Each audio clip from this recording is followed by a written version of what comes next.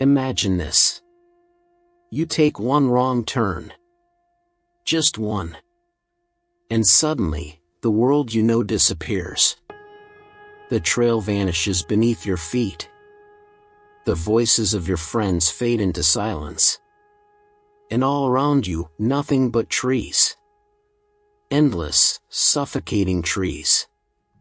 No phone signal. No map. No food. No water. Just you, in the wilderness. This is the story of a woman who faced 11 days of absolute isolation. 11 days where every sunrise could have been her last. Where hunger carved hollows in her body, and fear whispered that she would never see her family again. But this isn't just a story about survival. It's a story about the unbreakable human spirit.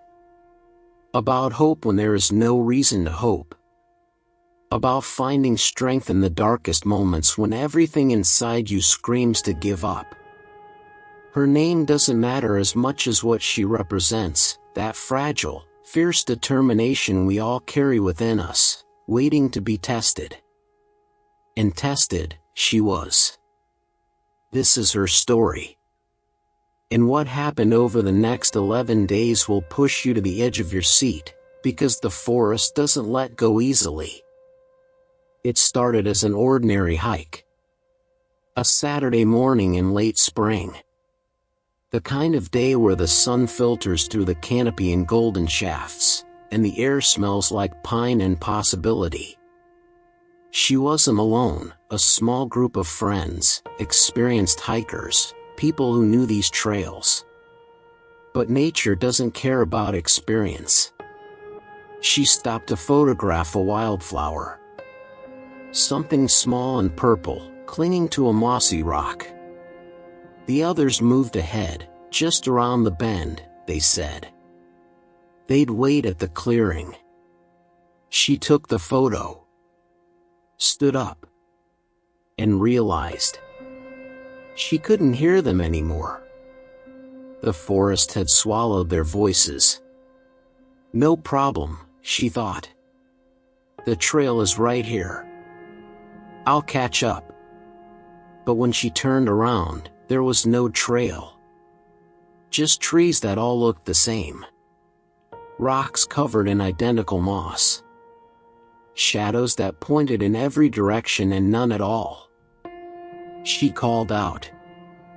Her voice echoed back, mocking her with its emptiness. She walked faster. Then she started to run. Branches tore at her clothes. Her boots slipped on wet leaves. And with every step, the truth became clearer. She was lost. Completely, utterly lost. By the time the sun began to set, panic had set in. That primal, animal panic that makes your chest tight and your thoughts scatter like leaves in the wind. She had a small backpack, a water bottle, half empty. A granola bar. A light jacket. Nothing that could sustain her for more than a day. As darkness wrapped around her like a shroud, she huddled against a tree and made a promise to herself, I will survive this. I will see my family again. But promises are easy in the light. In the dark, with the sounds of the forest pressing close, the crack of branches, the rustle of unseen creatures, the howl of wind that sounds almost human, promises feel like lies we tell ourselves to sleep.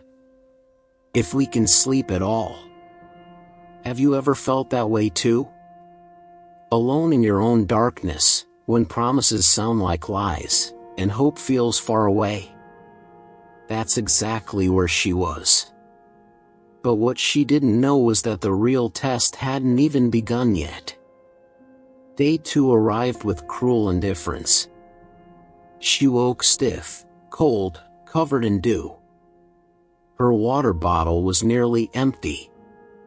The granola bar was gone. She'd eaten it the night before in a moment of weakness, of desperate comfort. Now there was nothing. She tried to think logically. Find water. Find shelter. Stay in one place so rescuers can find you. But which advice do you follow when every instinct screams to move, to search, to do something? She walked. Not because it was smart, but because staying still felt like dying slowly. By day 3, hunger had introduced itself properly. Not the pleasant "I'm ready for lunch" feeling. This was different.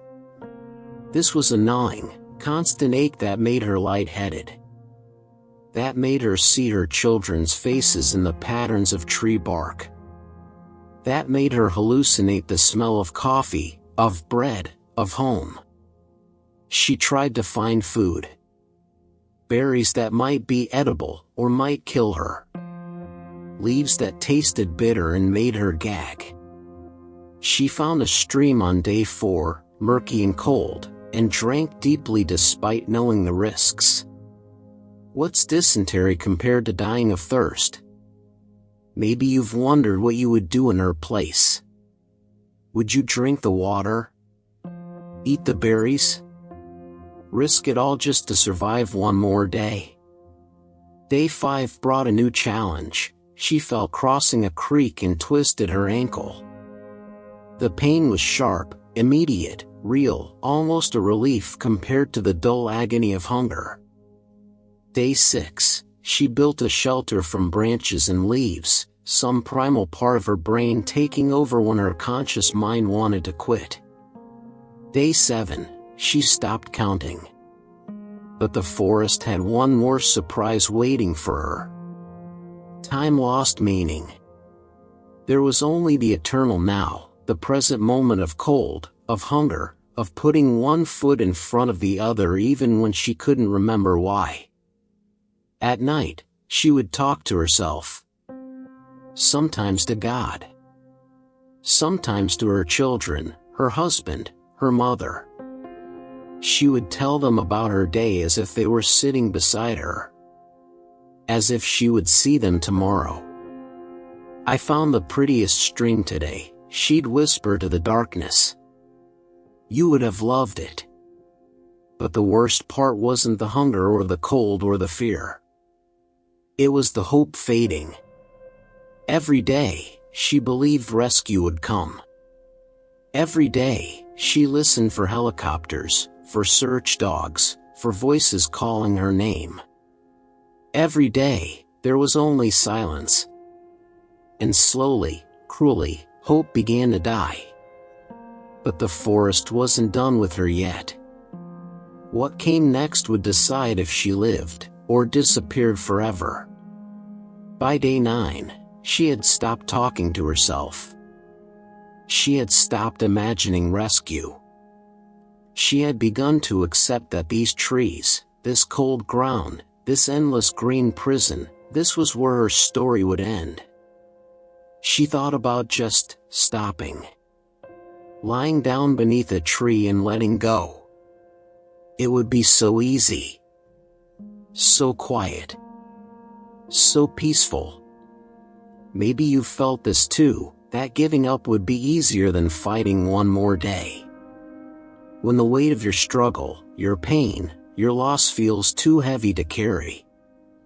But just when she was about to surrender, something unexpected happened. But here's what they never tell you about the human spirit. It doesn't know how to quit. Even when your mind surrenders, your body keeps fighting. Your heart keeps beating. Your lungs keep breathing. Some ancient, stubborn part of you refuses to let the story end. On the morning of day 10, she woke up. She didn't want to. But she did. And something had changed. Maybe it was delirium. Maybe it was divine intervention. Maybe it was simply that she had nothing left to lose. But whatever it was, it would lead her straight to the voices that would change everything. She decided to move again. Not frantically, not desperately, just steadily. One step, then another, then another. She followed the stream because water flows downhill. And downhill leads to valleys. And valleys lead to people. It was the first logical thought she'd had in days. Her ankle screamed with every step. Her stomach had long since stopped growling, it had given up, gone quiet. Her lips were cracked and bleeding. Her hands were torn from countless falls. But she walked. She thought about a verse her grandmother used to recite, "I can do all things through Christ who strengthens me." She wasn't even sure she believed it anymore. But she said it anyway. Out loud. Again and again, like a heartbeat. One step, I can do all things. Another step, through Christ who strengthens me. One step, I can do all things. Another step, through Christ who strengthens me. The mantra carried her through day 10. Through the night. Into day 11. And then, on the afternoon of the 11th day, she heard something. At first, she thought it was another hallucination. Her mind playing tricks. But it grew louder. More distinct. Voices. Human voices. She tried to call out, but her throat was so raw that only a whisper emerged.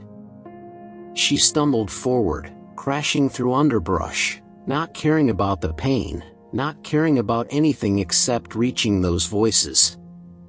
And then she saw them. Two hikers, a man and a woman, staring at her in shock. "Oh my God," the woman said. "We need to call for help. You're her. You're the missing woman." She collapsed into their arms and wept. Rescue came swiftly after that. Helicopter. Paramedics. Warm blankets and 4 fluids. The word spreading like wildfire, she's alive. Against all odds, she's alive. 11 days. 264 hours. She survived on nothing but creek water, sheer determination, and something we can't quite measure or quantify, that inexplicable force that keeps us moving forward when logic says to stop.